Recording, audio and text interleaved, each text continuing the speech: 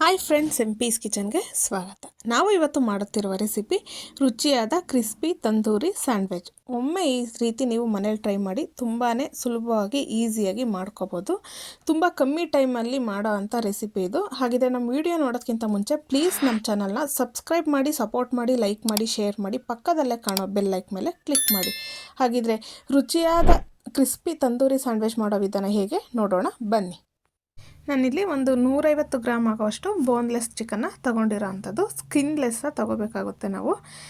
ಈಗ ಇದನ್ನು ನಾವು ಕುಕ್ ಮಾಡ್ಕೋಬೇಕಾಗುತ್ತೆ. ನಾನಿಲ್ಲಿ ಫಸ್ಟ್ಗೆ ಒಂದು ಪ್ಯಾನಲ್ಲಿ ಸ್ವಲ್ಪ ನೀರನ್ನ ಸೇರಿಸ್ಕೊಂಡು ಅದನ್ನು ಕಾಯೋದಕ್ಕೆ ಇಟ್ಟಿದ್ದೆ. ಈಗ ಬಿಸಿ ಆಗಿದೆ. ಈಗ ಇದರೊಳಗಡೆ ನಾವು ಚಿಕನ್ ಪೀಸಸ್ನ ಸೇರಿಸ್ಕೊಳ್ಳೋಣ.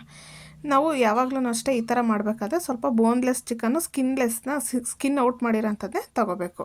ಈಗ ಇದಕ್ಕೆಲ್ಲ ಸೇರಿಸ್ಕೊಂಡು ಇದಕ್ಕೆ ರುಚಿಗೆ ಎಷ್ಟು ಬೇಕೋ ಅಷ್ಟು ಸಾಲ್ಟನ್ನ ಸೇರಿಸ್ಕೊತಾ ಇರೋಂಥದ್ದು. ನಾವು ಈ ಟೈಮಲ್ಲೇ ಸಾಲ್ಟ್ ಹಾಕಿ ಕುಕ್ ಮಾಡ್ಕೊಳ್ಳೋದ್ರಿಂದ ನಮಗೆ ಟೇಸ್ಟ್ ಅನ್ನೋದು ಚೆನ್ನಾಗಿ ಬರುತ್ತೆ. ಅದಕ್ಕೋಸ್ಕರ ಈಗ ಇದನ್ನು ಏನಿಲ್ಲ ಅಂದರೆ ಒಂದು 4 ರಿಂದ 5 ನಿಮಿಷ ನಾವು ಚೆನ್ನಾಗಿ ಕುಕ್ ಮಾಡ್ಕೋಬೇಕಾಗುತ್ತೆ. ಎರಡೂ ಸೈಡು ಈ ಥರ ತಿರುಗಿಸಿ ನಾವು ಕುಕ್ ಮಾಡ್ಕೋಬೇಕು. ಇದು ಒಳಗಡೆ ಎಲ್ಲ ಚೆನ್ನಾಗಿ ಬೆಂದಿರಬೇಕಾಗುತ್ತೆ. ಅದಕ್ಕೋಸ್ಕರ ನಾವು ಸ್ವಲ್ಪ ಸಣ್ಣ ಪೀಸ್ ಮಾಡಿಕೊಂಡು ಬೇಯಿಸ್ಕೊಳ್ಳೋದಾದರೆ ಬೇಗ ಬೇಯುತ್ತೆ. ಈ ಥರ ಸ್ವಲ್ಪ ದಪ್ಪ ಪೀಸ್ ಇದ್ದರೆ ನಾವು ಒಂದು 4 ರಿಂದ 5 ನಿಮಿಷದ ಮೇಲೆ ನಾವು ಇದನ್ನು ಕುಕ್ ಮಾಡ್ಕೋಬೇಕು.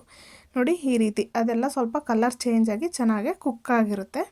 ಇಲ್ಲಾಂದರೆ ನಿಮ್ಗೇನಾದರೂ ಹಾಗೂ ಗೊತ್ತಾಗಿಲ್ಲ ಅಂದರೆ ಒಂದು ಪೀಸ್ನ ಸ್ವಲ್ಪ ಓಪನ್ ಮಾಡಿ ನೋಡಿದಾಗ ಈ ಥರ ನಮಗೆ ಒಳಗಡೆ ಎಲ್ಲ ಬೆಂದಿರೋದು ಗೊತ್ತಾಗ್ಬಿಡುತ್ತೆ. ನೋಡಿ ಈಗ ಇದು ಪರ್ಫೆಕ್ಟಾಗಿ ಬೆಂದಿದೆ.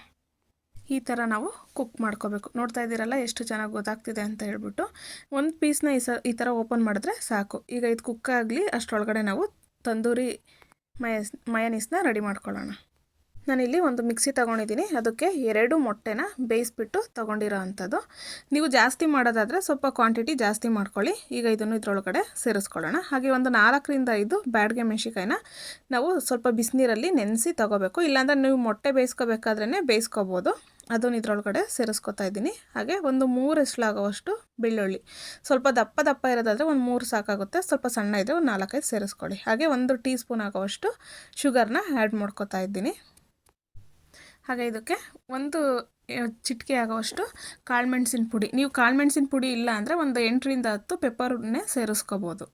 ಹಾಗೆ ಇದಕ್ಕೆ ಒಂದು ಸ್ವಲ್ಪ ಕಸೂರಿ ಮೇಥಿನ ಸೇರಿಸ್ಕೊತಾ ಇರೋಂಥದ್ದು. ಜಾಸ್ತಿ ಸೇರಿಸ್ಕೊಳಕ್ಕೆ ಹೋಗ್ಬಿಡಿ, ಒಂದು ಸ್ವಲ್ಪ ಸೇರಿಸ್ಕೊಂಡ್ರೆ ಸಾಕಾಗುತ್ತೆ. ಹಾಗೆ ಸ್ವಲ್ಪ ಖಾರಕ್ಕೆ ತಕ್ಕಂತೆ ಅಚ್ಚ ಪುಡಿ. ನಾವು ಮೆಣಸಿಕಾಯಿನೂ ಸೇರಿಸಿರ್ತೀವಿ, ಖಾರನ ನೋಡಿಕೊಂಡು ಸೇರಿಸ್ಕೋಬೇಕಾಗುತ್ತೆ. ಹಾಗೆ ಒಂದು ಸ್ವಲ್ಪ ಧನಿಯಾ ಪುಡಿನ ಸೇರಿಸ್ಕೊತಾ ಇರೋಂಥದ್ದು. ಹಾಗೆ ಇದಕ್ಕೆ ಸ್ವಲ್ಪ ಗರಂ ಮಸಾಲೆ. ನಿಮಗೆ ಮಸಾಲೆ ಎಲ್ಲ ಸ್ವಲ್ಪ ಜಾಸ್ತಿ ಇಷ್ಟ ಆಗುತ್ತೆ ಅಂದರೆ ಇನ್ನೊಂದು ಸ್ವಲ್ಪ ಜಾಸ್ತಿನ ಸೇರಿಸ್ಕೋಬೋದು. ಈಗ ಇದೇ ಟೈಮಲ್ಲಿ ನಾನಿಲ್ಲಿ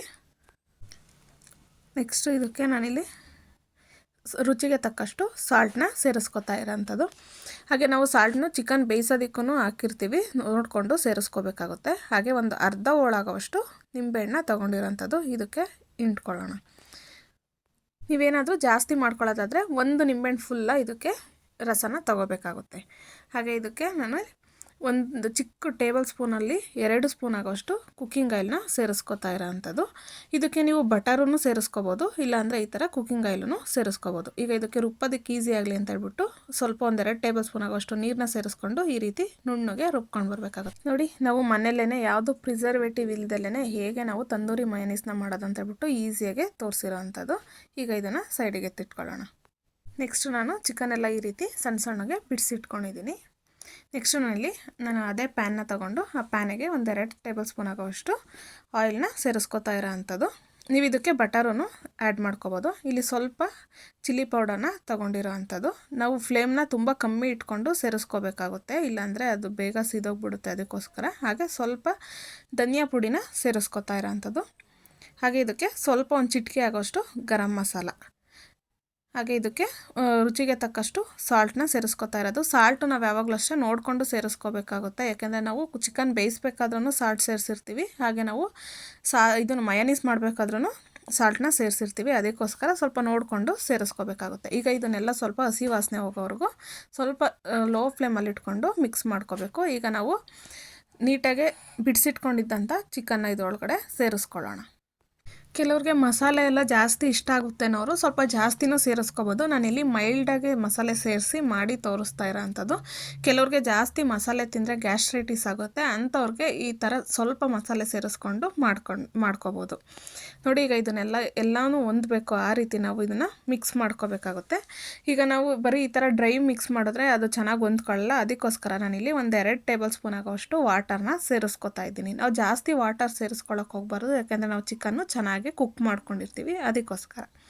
ಈಗ ಇದನ್ನು ಸ್ವಲ್ಪ ಎಲ್ಲನ ಚೆನ್ನಾಗಿ ಮಿಕ್ಸ್ ಮಾಡ್ಕೋಬೇಕು. ಉಪ್ಪು ಖಾರ ಎಲ್ಲನೂ ಚಿಕನ್ಗೆ ಹೊಂದಬೇಕು, ಆ ರೀತಿ ನಾವು ಇದನ್ನು ಕುಕ್ ಮಾಡ್ಕೋಬೇಕಾಗುತ್ತೆ. 1-2 ನಿಮಿಷ ಈ ರೀತಿ ಕುಕ್ ಮಾಡಿದ್ರೆ ಲೋ ಫ್ಲೇಮ್ ಇಟ್ಕೊಂಡು ಚಿಕನ್ಗೆ ಎಲ್ಲದಕ್ಕೂ ಹೊಂದ್ಕೊಳ್ಳುತ್ತೆ. ನಾವು ಇದನ್ನು ಬೆಳಗ್ಗೆ ಬ್ರೇಕ್ಫಾಸ್ಟ್ಗೂ ತಿನ್ಕೋಬೋದು, ಇಲ್ಲಾಂದರೆ ನಾವು ಸಂಜೆ ಈವ್ನಿಂಗ್ ಟೈಮಲ್ಲಿ ಸ್ನ್ಯಾಕ್ಸ್ ಆಗಿನೂ ತಿನ್ಕೋಬೋದು. ಕೆಲವ್ರಿಗೆ ಔಟ್ಸೈಡ್ ಹೋಗಿ ಈ ಥರ ಎಲ್ಲ ತಿನ್ನೋದಕ್ಕೆ ಇಷ್ಟ ಆಗೋಲ್ಲ, ಆವಾಗ ತುಂಬ ಹೆಲ್ತ್ ಕಾನ್ಷಿಯಸ್ ಇರೋರಲ್ಲ, ಈ ಥರ ಮನೆಯಲ್ಲೇ ಹೆಲ್ತಿಯಾಗೆ ಮಾಡ್ಕೋಬೋದು. ಈಗ ಫ್ಲೇಮ್ ಆಫ್ ಮಾಡ್ಕೊಂಡಿದ್ದೀನಿ. ಇದಕ್ಕೆ ನಾವು ಮಾಡಿಟ್ಕೊಂಡಿದ್ವಲ್ಲ ಮಯೋನೀಸ್ನ ಸೇರಿಸ್ಕೊತಾ ಇರೋವಂಥದ್ದು. ತುಂಬ ಜಾಸ್ತಿ ಎಲ್ಲ ಸೇರಿಸ್ಕೋಬಾರ್ದು, 1-2 ಸ್ಪೂನ್ ಆದರೆ ಸಾಕಾಗುತ್ತೆ. ನೋಡಿ, ಈಗ ಇದನ್ನೆಲ್ಲ ಚೆನ್ನಾಗಿ ಹೊಂದ್ಕೊಳ್ಳೋ ಹಾಗೆ ಮಿಕ್ಸ್ ಮಾಡ್ಕೋಬೇಕು. ಈಗ ನಾವು ಮಾಡಿ ತೋರಿಸ್ತಾ ಇರೋದು ಏನಿಲ್ಲ ಅಂದರೂ 3 ಸ್ಯಾಂಡ್ವಿಚ್ ಮಾಡಿ ತಿನ್ಕೋಬೋದು, ಅಷ್ಟು ಕ್ವಾಂಟಿಟಿಲಿ ಮಾಡಿ ತೋರಿಸ್ತಾ ಇರೋವಂಥದ್ದು. ನಾವು ಮಾಡ್ಕೊಂಡಿರೋ ಮಯೋನೀಸಲ್ಲಿ ಏನಿಲ್ಲ ಅಂದರೂ 4-5 ಮಾಡ್ಕೋಬೋದು, ಅಷ್ಟು ಮಯೋನೀಸ್ನ ಮಾಡಿ ತೋರಿಸಿರೋವಂಥದ್ದು. ನೋಡಿ, ಈಗ ಇದೆಷ್ಟು ಚೆನ್ನಾಗಿ ಹೊಂದ್ಕೊಂಡಿದೆ ಅಂತ ಹೇಳ್ಬಿಟ್ಟು. ನೆಕ್ಸ್ಟು ನಾನಿಲ್ಲಿ ಸ್ಯಾಂಡ್ವಿಚ್ ಬಂದು ತಗೊಂಡಿರೋ ಅಂಥದ್ದು. ಈಗ ಅದಕ್ಕೆ ನಾವು ತಂದೂರಿ ಮಯೋನೀಸ್ನ ಮಾಡ್ಕೊಂಡಿದ್ವಲ್ಲ, ಅದನ್ನು ಸೇರಿಸ್ಕೊಳ್ಳೋಣ. ಅದನ್ನು ಎಲ್ಲದಕ್ಕೂ ನೀಟಾಗಿ ಸ್ಪ್ರೆಡ್ ಮಾಡ್ಕೋಬೇಕು.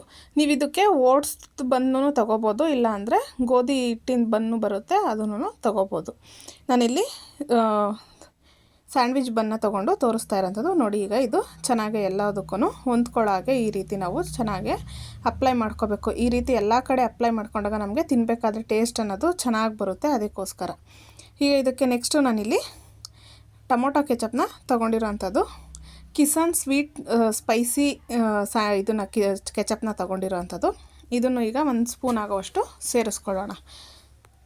ನಿಮಗೆ ಸ್ವೀಟ್ ಎಲ್ಲ ಸ್ವಲ್ಪ ಜಾಸ್ತಿ ಇಷ್ಟ ಆಗುತ್ತೆ ಅಂದರೆ ಸ್ವಲ್ಪ ಜಾಸ್ತಿನೂ ಸೇರಿಸ್ಕೋಬೋದು, ಇಲ್ಲ ಅಂದರೆ ಈ ರೀತಿ ಸ್ವಲ್ಪ 1 ಸ್ಪೂನ್ ಆಗೋವಷ್ಟು ಸೇರಿಸ್ಕೊಂಡ್ರೆ ಸಾಕಾಗುತ್ತೆ. ಇಲ್ಲಾಂದರೆ ತುಂಬ ಸ್ವೀಟು ಹುಳಿ ಅನಿಸುತ್ತೆ, ಅದಕ್ಕೋಸ್ಕರ. ಯಾಕೆಂದರೆ ನಾವು ಲೆಮನ್ನೂ ಸೇರಿಸಿರ್ತೀವಿ. ಸೊ ಈಗ ಇದನ್ನು ಎಲ್ಲನ ಇನ್ನೊಂದು ಲೇಯರು ಈ ಥರ ನೀಟಾಗಿ ಸ್ಪ್ರೆಡ್ ಮಾಡ್ಕೋಬೇಕಾಗುತ್ತೆ. ಈಗ 2 ಸೈಡನ್ನು ಇದೇ ಥರ ಸ್ಪ್ರೆಡ್ ಮಾಡ್ಕೊಳ್ಳೋಣ. ನೋಡಿ, ಈ ಥರ ಎರಡಕ್ಕೂ ನೀಟಾಗಿ ಸ್ಪ್ರೆಡ್ ಮಾಡ್ಕೋಬೇಕು. ಈಗ ನಾವು ರೆಡಿ ಮಾಡ್ಕೊಂಡಿದ್ವಲ್ಲ ಚಿಕನ್ನು, ಅದನ್ನು ಇದರೊಳಗಡೆ ಇಟ್ಟು ಸ್ಪ್ರೆಡ್ ಮಾಡ್ಕೋಬೇಕು. ನಾವು ನಿಮಗೆ ಜಾಸ್ತಿ ಇಷ್ಟ ಆಗುತ್ತೆ ಅಂದರೆ ಸ್ವಲ್ಪ ಜಾಸ್ತಿನೂ ಸೇರಿಸ್ಕೊಂಡು ಮಾಡ್ಕೋಬೋದು, ಇಲ್ಲಾಂದರೆ ಈ ಥರ 1 ಲೇಯರಾಗಿ ಸೇರಿಸ್ಕೊಂಡು ಮಾಡ್ಕೋಬೋದು.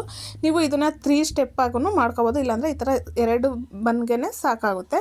ಈಗ ಇದಕ್ಕೆ ನಾನಿಲ್ಲಿ ಆರಿಗಾನೋ ಸೇರಿಸ್ಕೊತಾ ಇದ್ದೀನಿ. ಆರಿಗಾನೋ ಕಂಪ್ಲೀಟ್ಲಿ ಆಪ್ಷನಲ್ಲು, ನಿಮಗೆ ಬೇಕು ಅಂದರೆ ಸೇರಿಸ್ಕೋಬೋದು, ಮನೇಲಿದ್ದರೆ ಸೇರಿಸ್ಕೊಳ್ಳಿ, ಟೇಸ್ಟ್ ಚೆನ್ನಾಗಿ ಬರುತ್ತೆ, ಅದಕ್ಕೋಸ್ಕರ. ಈಗ ಇದಕ್ಕೆ ನೆಕ್ಸ್ಟ್ನಲ್ಲಿ ಮನೆಯಲ್ಲೇ ಮಾಡ್ಕೊಂಡಿದ್ದಂಥ ಚಿಲ್ಲಿ ಫ್ಲೇಕ್ಸ್ನ ಸೇರಿಸ್ಕೊತಾ ಇರೋವಂಥದ್ದು.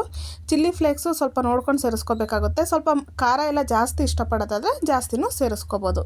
ಈಗ ಇದನ್ನು ಕ್ಲೋಸ್ ಮಾಡ್ತಾ ಇದ್ದೀನಿ. ನೋಡ್ತಾ ಇದ್ದೀರಲ್ಲ ಎಷ್ಟು ಚೆನ್ನಾಗಿ ಈಸಿಯಾಗಿ ಮಾಡ್ಕೋಬೋದು ಅಂತ ಹೇಳ್ಬಿಟ್ಟು.